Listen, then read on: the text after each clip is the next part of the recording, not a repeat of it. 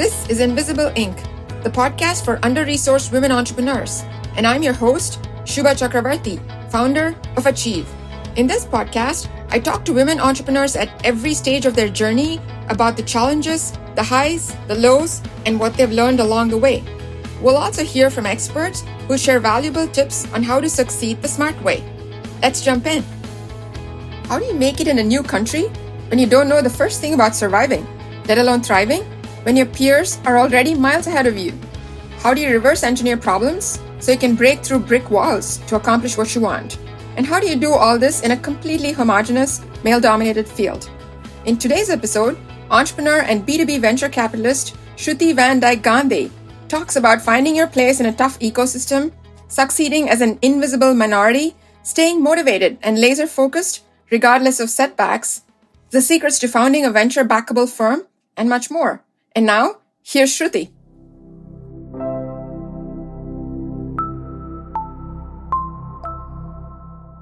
Hi, Shruti. Welcome to our podcast. We're delighted to have you here today. Thank you so much for having me. I'm so excited.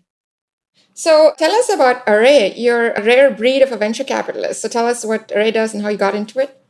Well, Array Ventures invests in enterprise pre-seed stage companies. We're the first check usually as early as the company is just being formed. And we like leading those rounds. We can follow if necessary, but our average check size is $1.5 million to $2 million.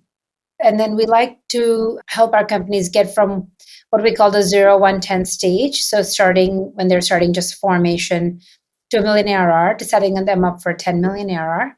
As I said, it's an enterprise fund focused on infrastructure, cloud, security, data, all the good back-end things. And sometimes we also do application layer if we have a strong conviction around those front-end application focus areas as well. So anything B2B is fair game, I would say. So looking at your background, rewinding a bit, I know you came from India and I read a story about how you had a really interesting start. Can you tell us a little bit about that journey and what got you into tech? I came here with nothing. I'd worked really hard in India to get good grades, like all our parents push us, right? And then I came here and literally had not figured out how to get into college because I was an immigrant. And I came here right after my high school in India, after 12th grade. And so when I got here, we didn't know like the process of actually getting into college, which required a year of SAT scores and all the good stuff. So I had done no prep, didn't understand which college application should look like, nothing. And then kind of had to figure out my way. So I had never even thought about what I was going to study. I had no idea what to pick at that time.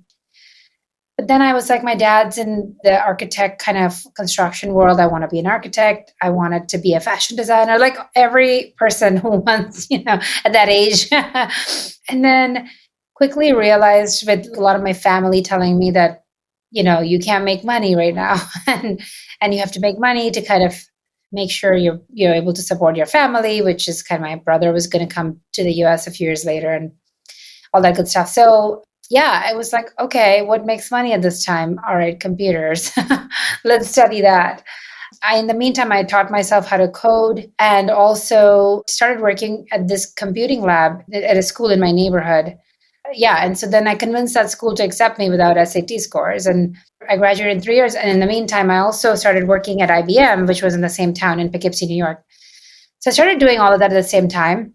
I had a job before I graduated and I graduated in 3 years. So it was one of those things where kind of like just once there was a mission in place, which is I have to make money, I just kind of oriented myself around it. I'm pretty good at that. I'm pretty good at like just figuring out a task. And I think most people are. I think once you're guided to make like a end goal happen, which was you need X amount of money and this is the best way to make money right now. I'm not sure if that's the best way or not. I could have started a company. I could have done so many other things.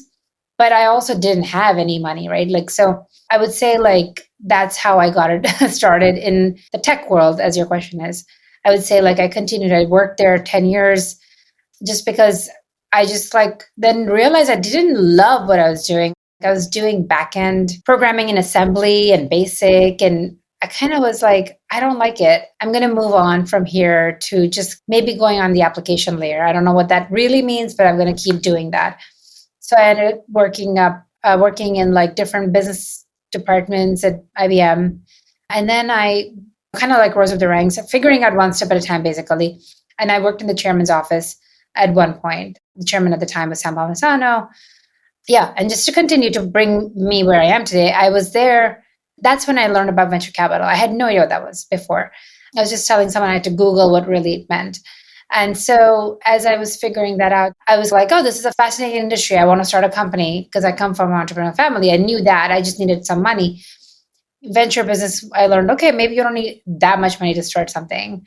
So let's figure it out. I started a company, but still didn't really actually know what venture capital was. Didn't really know how to raise money. I was not in the Bay Area. I was over 10 years ago in Chicago and New York. And so I didn't really have connections. I just had a corporate job and I'd never really been exposed to much. So kind of figured out, okay, I should learn venture capital without knowing how hard or easy it was. And then honestly got into venture capital and been in VC 10 years now. The reason I got into venture capital was I couldn't figure out how to raise money. So that's when I got into VC to learn how to raise money and learn the venture business and how VC scale businesses work. And then once I got into VC, I was like, all right, I think I have enough experience, like 4 or 5 years. Let's go start a fund. Well, let's go start a company. It ended up becoming a fund. And now 6 years in, I have a fund. So I cut out a lot of big pieces, but just to lay down the land here. That is an excellent introduction. So you talked a little bit about not having the money and going down the VC route versus the founder route. Were there other factors that drove that decision for you to become a venture capitalist versus becoming a founder? I was a founder, couldn't raise money. So that's when I decided I wanted to learn the venture business. And I was like, I'm technical, my co-founder's technical. We're building and working on a decent problem. What's the problem here? Anyway, so many problems around at that time that I've learned over the years. But the goal was to reverse engineer venture. Once I figured that out, then my goal was to be cool enough to go raise money in like a few weeks and close it, the round and stuff. So that was the goal. And the goal was if I master venture, I will understand the lay of the land. I will understand what makes it a venture-backed business versus just a bootstrap, slow growth kind of capital efficient businesses. So that was the goal. And that's how I got into venture. So venture is notoriously hard to raise money, especially if you're a first-time venture capitalist. And the stats for venture funds themselves aren't supremely encouraging. What was the secret to cracking the code? How did you get a venture and how did you start raising funds for your venture capital? That's true. Honestly, I got lucky. I didn't know about all the hard things. And then once I figured out I wanted this as a goal, I just kind of made it a goal. Recently, someone described me as like someone who can run through a brick wall. I'd never thought of me that way, but I am that way. I think once there's a challenge in front of me, it's reasonable enough. I'm not going to be like the best Olympic runner. I know my strengths and weaknesses. But in terms of like the knowledge economy, so not physical limits and stuff, I know, I want to sometimes accomplish. I also am very much structured in terms of like figuring out what my strengths and weaknesses are. So I decided venture was something I wanted to do, just to learn. And then once I started looking for a job, I realized how hard it was to actually to do it. But I got lucky. I said, what are my strengths and what kind of networks can I leverage to make that happen?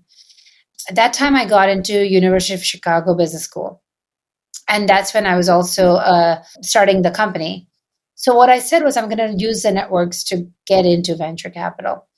It was still hard. I was probably one of the only people that year, that got into venture in my business school. But I think I just leveraged all the networks I had. And I was in Chicago, so I made numerous trips on my own dime, crashed on many couches. I think it would require a different game right now, 10 plus years later. But I did what I needed to at that time to at least get meetings with people. And one by one, explore different paths, build relationship, do work for free many, many times. I took like 2 or 3 internships at the time, working for VC funds for free, things like that. You just played one step at a time. And starting my fund was also a moment of luck. I left my firms to go start a company. I was working for other firms. And the founders I'd worked with over 4 or 5 years, I'd been lucky to get some exits and stuff at the time already. They were not like gigantic exits, but they were exits to companies like Apple and Samsung and others. So those founders said, hey, if you're doing something, we would love to back you. Again, it's all shows people believed in me, I guess.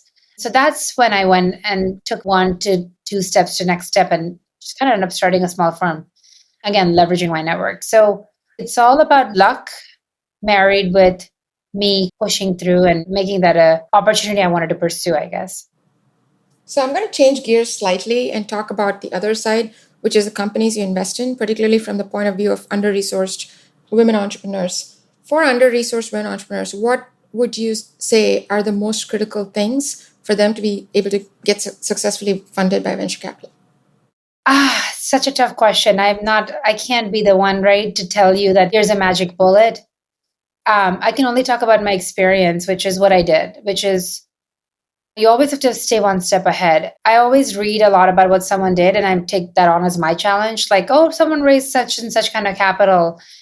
And I think about it. I'm like, can I accomplish that? I don't know. What's lacking in me? I'm not comparing, but in some ways, just trying to figure out where I stand.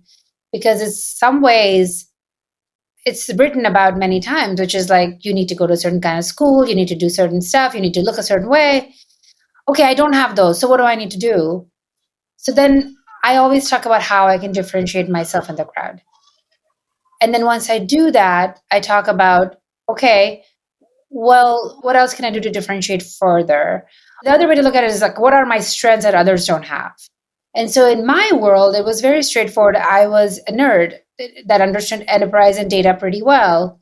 And I'm a woman, which is another thing. Very few people generally understand deep tech data. But on top of that, very few women are on the spectrum of just investing. Probably one of the few, maybe handful women at this stage now, the pre-seed stage, like first check stage. And that is my strength anyway. So I kind of narrowed that down and said that if that differentiates me, that differentiates me. And I love that.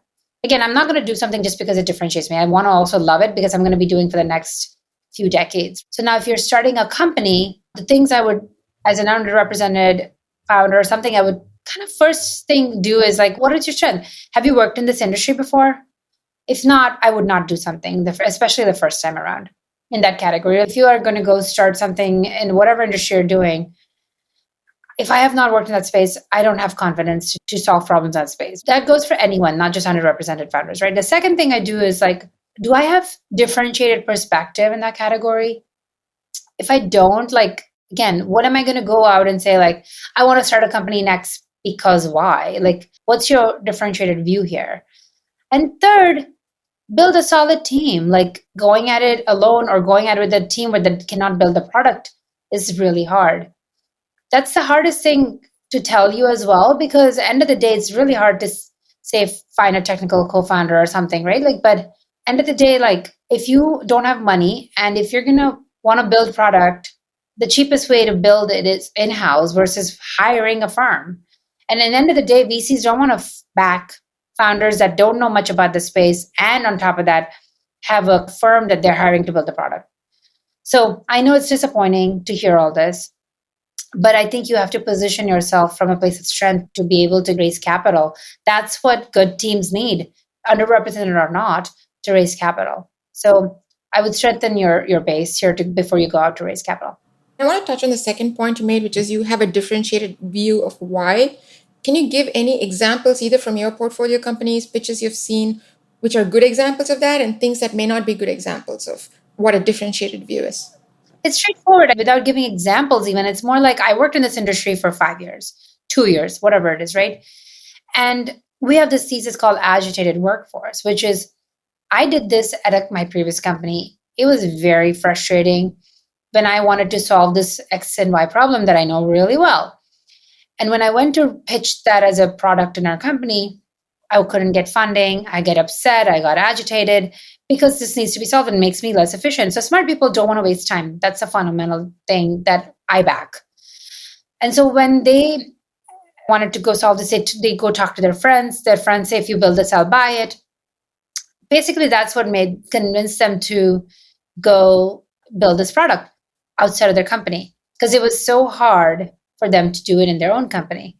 and their friends or others outside gave them conviction to do so. That's what it takes. So if you haven't done the work beforehand to go validate this with, I would say, like at least 40, 50 plus customers, if you haven't had a unique perspective, which is we did this. So one of my recent companies I can't talk about yet, but they said we built this multiple times in our own companies, in companies we worked for before, right? Like, and now our own founder of those companies has convinced us to go leave our jobs and go start that as a new company. And by the way, that founder is backing us as well. When you pitch something like that, it's from a place of power versus place of defensive. Like, I think we should work on this. I don't know if it's going to work. And I have no experience. That's a bad story. That's excellent. Thanks for explaining that further. I'm going to take a slight detour also on the question of pitching, especially for women founders. What is your experience from the other side as one of the people who are funding in terms of women and their grasp of the financial fundamentals of their business, especially with regard to under-resourced women entrepreneurs? Honestly, the mistake we all make, and I catch myself doing this all the time, is ask for advice a lot. It's not that it's bad, it's the way you position it. The minute you ask someone for advice, you're giving them a pedestal that they belong on. And that's not a bad thing. But in venture, strong founders don't ask for advice. The difference is asking for advice in the dark versus asking for advice that is in context, right? So when I say there's a way to do it, you can say, I'm doing this. You, this VC person X or Y, have seen this industry. Here's our approach. Do you want to invest? And the VC then starts saying, like, well, I'm experienced. I don't see it working. And you can say, okay, why not? Or here's why we think it would work. It's a very straightforward path to take versus, oh, you're so amazing. You're so great. Can you give me advice? Okay, well, and what? And what space? And how are you positioning it? Why do you have differential? It opens such a can of worms in the person's head. So that undermines that person already, which you don't want. So I think the perspective is don't go asking for advice. Come with a solution and say, do you have an opinion or do you want to react on this? And that's a better way to position it. There's so many others, but this is just one thing that irks me when founders do this, especially underrepresented founder, and I do it myself. To catch yourself, you have to do a lot of homework beforehand before you do that. Are there others that particularly irk you in terms of under-resourced founders that you think would be helpful for us to hear? This is the best one. I think if you just take care of the fundamentals here with what I'm saying, I think you'll come across more confident and strong. But oftentimes we don't because we lack that legwork. So legwork is key, homework is key, knowing your subject matter is key, and knowing your thesis of why your business is better positioned is key, is kind of what I'm hearing. One other thing that I was very interested in is when a potential founder comes and presents their thesis or company, clearly there are some financials that they have to talk about. What is your experience seeing women founders present the financial fundamentals of their business relative to maybe male founders that you think would be instructive for us to hear? Honestly, finance is the last thing I look at this stage. I know it's a funny thing. I'm a pre-seed investor. I believe in someone wanting to solve this for 10 years before I'm looking into finances. Because yes, finance and fundamentals are important, especially now. Like when is your first customer coming in? When's your 10th customer coming in? And how are you getting to 100 million? All those basics are important. But that's not why I invest. I invest in why someone wants to solve for something in a very meaningful, differentiated way. And then I am the reason that maybe I can help them think about finances more.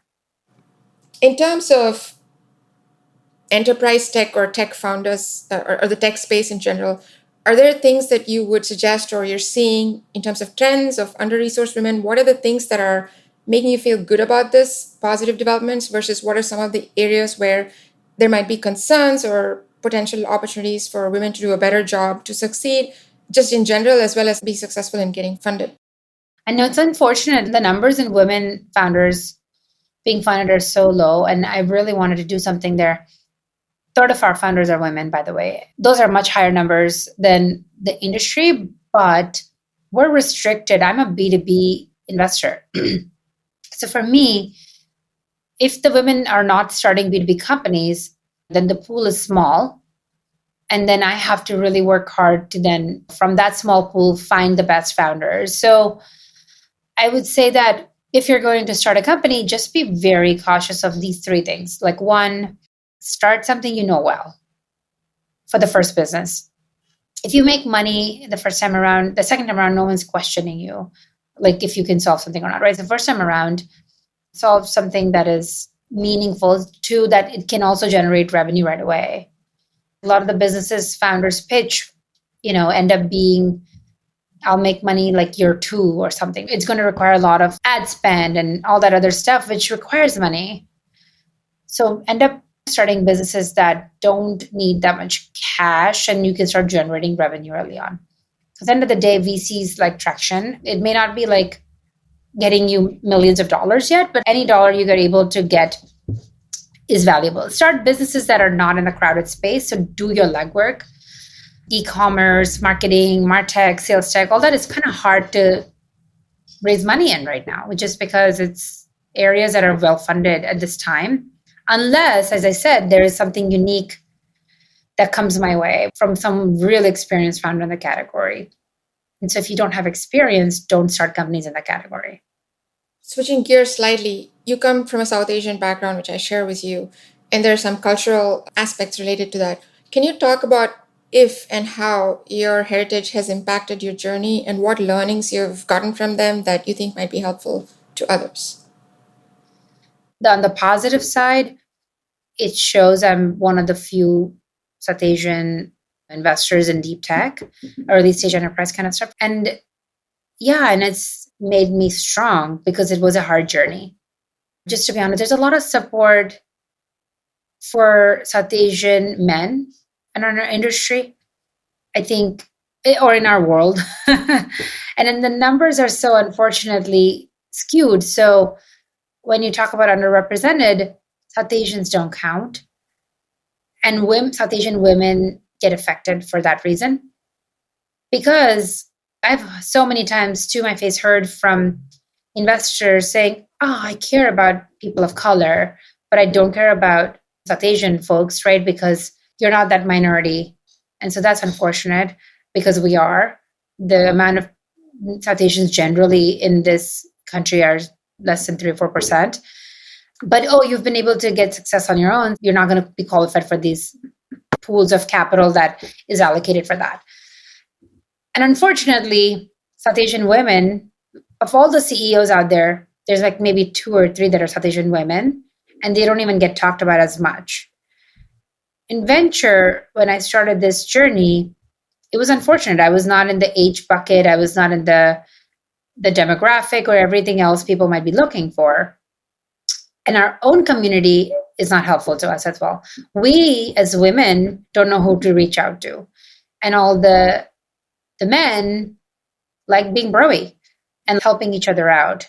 The IIT network and everything. And how many IIT women do you know, right? It's unfortunate how much they have to work hard as well. So it's unfortunate many, many ways. But I just, again, as a mission, decided I'm going to make it on my own. And I did. So the brick wall perspective helps again. I think that's what I did. I wanted to be on my path and I found my own tribe. And it may or may not be South Asian. There are a lot of amazing men who have helped me along the way, especially South Asian men as well. But there are many who have not and who could have easily because they didn't see it in me, right? Like, to be honest, I was the same underrepresented founder who made all the same mistakes that others are making. I asked for advice. Who would look at me and say, you don't have venture experience for a long time. I'm not going to back you. The advice I'm giving is, again, from the place that I've experienced all this on my own. And I think that for me, that is one of those things where I'm doing this job because my life is my message, as Gandhi says, and my last name's Gandhi. So I'm doing this because I want to leave a message for people looking at me and says, she did it, I can't do it, right? Like right now I'm intimidated by people who've been successful. They went to Stanford, they went to these amazing places that gave them the edge. And I had to buy my way into that by working hard, supporting myself on my own, having no network, no guidance. My parents didn't go these routes. We don't come from wealth. So it's very much of it's a challenge. But I also know my limitations. If I'm going to do something, I also know that I need to lay the fundamentals for it. I didn't just start a company out of the bat because I needed some savings to feel safe. So I worked 10 years in the corporate world before I went to start a company. But when I did do all this, I just felt safe. Even if I fail, I have a fallback of my savings, right? And I knew I would do it for 2 3 years and had an exit strategy, which is when I reach so and so milestone. And if I'm not at so and so stage, I'm going to quit. I'm going to swallow my ego. So you have to go in with all that mindset wise. That's what I did. And some people go for years and years and years. And I think the brick wall perspective is not that great for that. Like, don't be so stubborn that you think you're going to succeed 6 years in, because then to gain some other experience that people are telling you you need before you go about doing this. So have there been points where you've really been challenged to say this is a really dark moment? And if so, either technically or externally or internally, what has helped you get through them other than being the brick wall breaker? Look, there have been very many dark moments. You question yourself, you walk out of a meeting. When you're a brick wall person, you think you do whatever it takes. It works negatively too. You go to a meeting sometimes for a drink, you go to on a weekend meeting or whatever. And as a single woman, you never know. Walking out, was it a meeting? Is it a successful meeting in the end? Or was that someone hitting on you? It was just so many inappropriate things. And you walk out and saying, is it me? Am I worth this? Am I heading in the right direction? So I started wearing a fake ring just because I just knew it was in that direction. But that didn't stop many people anyway. So many dark moments around that. But then there's like something there that happens that gives you a glimmer of hope, or you try to ignore that. You find another hobby. Like, there are two things that clear in my mind, which is swimming and cooking. All cliche things sometimes as well. Like, you're a woman, you cook, right? Like, that also works negatively. And I don't watch sports really. Like, so there's nothing like that makes me cool enough to like be part of networks. Sometimes makes me feel bad about myself. And I'm like, oh, I wish I magically was like into horse riding or some some stupid thing like that, right? Like, nothing against those people, but it's like I don't have those networks. All my life I was just working hard to make it next day. I didn't have time to pick up golf. I didn't have time to like learn the best wines, right? Like, so I just focus again, go back to like clearing my head, figuring out, is this something I still want to pursue? Is this going to keep making me feel bad? Or do I need to like do something else before I come back to it? Those are the decisions you always have to make on your own. Again, brick wall doesn't mean you walk all over yourself. And what have been some of the high moments, either personally or professionally? I know I'm one of those people that don't celebrate high moments enough, even though I know I need to. But I guess one of those things, I didn't know how to get into college 20 plus years ago. Didn't even know who would accept me without SAT scores and such. But then I applied to business school without, again, knowing anything. People prep for like GMATs and stuff for long. I didn't do much. But then I applied to business school, got on a wait list, obviously, because I like applied like December of that year, and January, like December 15th, and the January 6th was when you hear results, and people, again, prep for years. So got on a wait list and then found my way into college again and got off it. And then 10 years later, I got awarded the Distinguished Young Alumni Award for that school in Chicago booth last year. Congratulations. 2021, yeah. It's, again, maybe not a big deal for many people, but it was a personal milestone. They give that award to one person a year. And the people the year before me and after me are like even more amazing. I think personal milestone, things like that matter. Maybe in venture, that doesn't mean anything. If it's a thing from Stanford, maybe people care about, but because that's where a lot of VCs and startups come out of. Not that Chicago is not a good school. It's like one of the best schools for many other things. So yeah, it matters for me. That was like one of those things, like I didn't tear up because at this point I'm so numb to some of those things, like, oh, finally the world's recognizing all this. But it is a moment to celebrate. So things like that matter. Things like right now I'm able to like fund many founders from the fund, but also personally, I'm an LP in a few funds. Like, all those things matter. When one day I didn't have a penny in my bank, so yeah. And what's your vision for the future? What's the thing that takes your breath away that you want to accomplish someday? I'm still young. I'm still learning. My mission changes every day. But for now, let's see how far I can go with this. Hopefully have a few IPOs under my belt and really make it a name. The mission here is I didn't have the pattern that people would want So what are some other things you need to look for in a human, which I'm also, by the way, evaluating? Like, how do I recognize myself to fund someone like me, that they'll be successful 10 years later? So looking for that and hopefully getting some IPOs to really close that loop. I'm successful, but not that successful yet. I think you're very successful. So have you found the code to finding the next Shruti? I'm curious. Well, that would mean that they have to IPO. Before that it's great success and they're raising great capital, and we have many founders like that. But unless they IPO, it's a very black and white business. Unless you make money and the money is very transparent, you made money or you didn't make money. It's not like I made money in a secret world. So similarly, my track record is also public. So unless any of these founders go public, they haven't broken out yet. We have unicorns, but they haven't gone public, That's great. Well, we're rooting for the day when you will go public. So Thank you. You got one fan. I'm sure you got Thank many you. more. What would you tell the younger Shruti who are starting over? What would you tell her in terms of anything she should do differently? It's so hard because I am because of that Shruti. I hate those regrets actually. But I always wonder, like, what if I moved to the Bay Area sooner? But maybe I don't know. Again, there's always the other side. Maybe I would have been like the small fish in a big pond at that time. Why I'm here is I was a big fish in a small pond, that it's easier to stand out, gives you confidence. So I, again, don't know. I think I've done a good job of following my conviction. Maybe I should have listened to myself more. And advice to other starting women entrepreneurs? I don't give advice. It's, again, I told you, advice comes from a place of your experience. And sometimes when you ask people for advice, they have different experience and different life story. It's not helpful to get advice from someone who didn't go through your journey. It's good to get feedback and 2 cents from people, but you have to make your own decisions from your journey. So I don't give people advice, because listen to my message, listen to what I've done, take something away from it, but don't listen to people is my real advice. That's great advice. Thank you for that. I have to think about whether I should listen to it or not. Just kidding. It's true. Thank you very much, Shruti. This was a fantastic conversation. I've learned a ton, and I'm sure others will as well. Thank you, and I'm sure you'll be super successful, and we'll all be rooting for it. Thank you very much. Thank you for listening to today's episode. Find show notes and more at achieve.co. That's achieve.co/podcast. Like what you heard? Hit subscribe on Spotify, Apple, or Google Podcast and never miss another episode. Want to help others like you?